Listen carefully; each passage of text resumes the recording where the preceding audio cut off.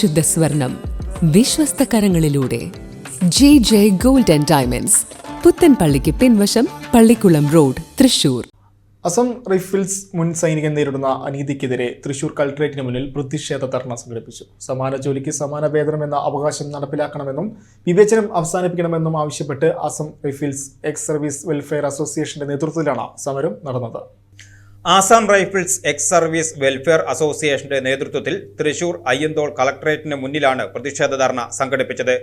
മറ്റ് സേനാ വിഭാഗങ്ങൾക്ക് ലഭിക്കുന്നതിന് തുല്യമായ വേതനവും പെൻഷൻ ആനുകൂല്യങ്ങളും ആസാം റൈഫിൾസ് മുൻ സൈനികർക്കും അനുവദിക്കണമെന്ന് നേതാക്കൾ ആവശ്യപ്പെട്ടു.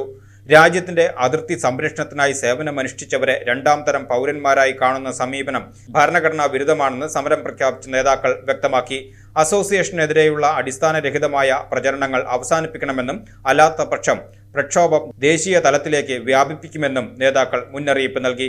പ്രതിഷേധ ധർണ ജോൺസൺ ഉദ്ഘാടനം ചെയ്തു. സ്റ്റേറ്റ് ജനറൽ സെക്രട്ടറി ഹരിദാസ് മുഖ്യപ്രഭാഷണം നടത്തി. ജോണിക്കുട്ടി അധ്യക്ഷത വഹിച്ചു. സുകുമാരൻ ഉൾപ്പെടെയുള്ള പ്രമുഖ നേതാക്കൾ സമരത്തിന് നേതൃത്വം നൽകി.